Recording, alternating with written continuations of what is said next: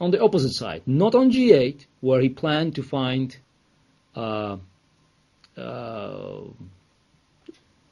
its safety, but on the C8. But suddenly all black pieces are well developed. Rook is playing on D8, and after e takes F6, bishop takes F6, queen F2, bishop G7, it's black, who is already enjoying a very comfortable game and thinking about developing its initiative. Two strong bishops, and king on C8 is open, but it's in a perfect shape because white has no means to use its position where no pawns actually are protecting the king's safety. Now it's quite natural. G takes F6 and long castle. Those are elements of Najdorf that are familiar to anyone who studied even a little bit. But Polugayevsky took with the bishop. And after F takes E5, he played bishop H4, G3, and bishop E7. And just have a look. It's not the game that you should remember because it's not going to be repeated, but those are critical, I would say, crucial moments of many Najdorf battles that one should memorize as a general picture. If you just look at the static position, if you just look at the general factors, the general evaluation, it's all good for black. Two bishops, better pawns, and one more move. Just one more move. King goes to G8, short castle, and of course white should resign because there's no compensation for all his weaknesses. But it's just white to move. And that's what happens in Najdorf. Everything looks great for black, but white goes, bishop takes E6. Boom! So just remember this square. E6 is one of the weakest squares in Najdorf when your bishop goes on B7. E6, and then potentially D5 and F5. Those are the squares where many catastrophes, many disasters did happen, are happening, and will happen many times, no matter how much we're talking about it. So I think after bishop takes E6, Polugayevsky virtually collapsed because it's such a shocking blow for black. He didn't touch the bishop. But of course, taking the bishop after E6, knight takes E6 looks horrible for black. And he couldn't find the best defense, a typical computer defense, a queen D8, an amazing move.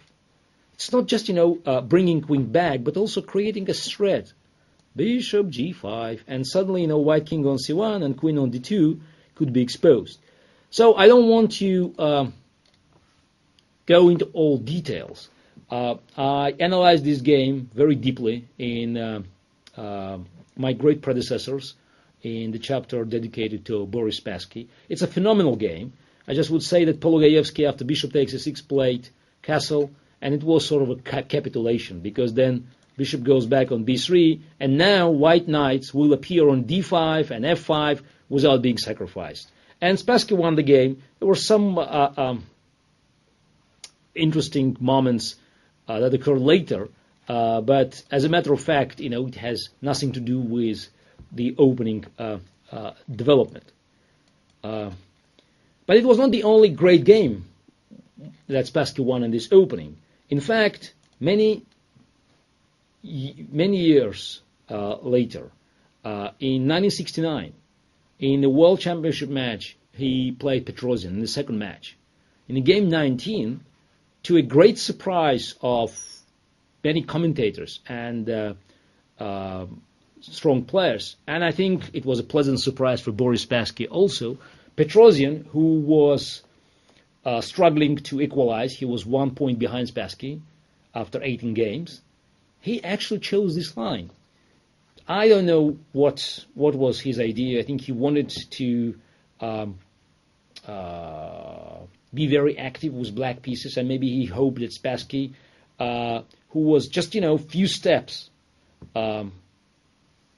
behind his greatest dream of being the world champion. Spassky could hesitate and will not sacrifice the material, but the way Petrosian handled the opening was very primitive. He, instead of e6, he played h6, and because Spassky took on f6, knight f6, and castle, e6, rook h e1, bishop e7, f4, castle, bishop d3.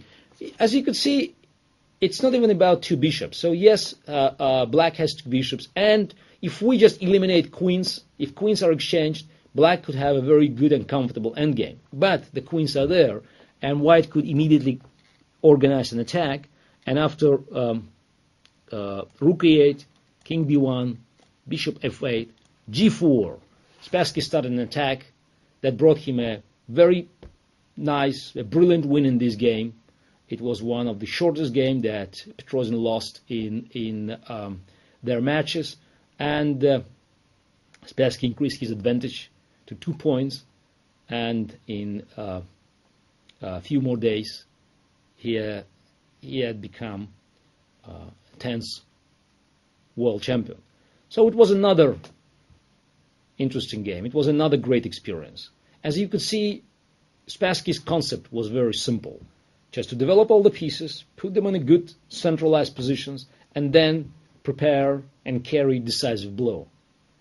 Looks simple, but in every moment you have to understand the subtle nuances that could change the evaluation. And Spassky, who had a great sense of the initiative, was a player who could always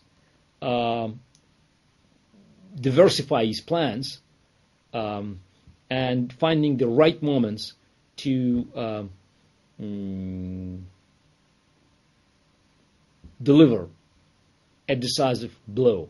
But you should always feel this you shouldn't lose this sense of initiative, because while developing all the pieces, you have to recognize that at one point you have to be ready to sacrifice material. So those two games, they are quite instructive in terms of showing white capabilities in this rare line of Najdorf.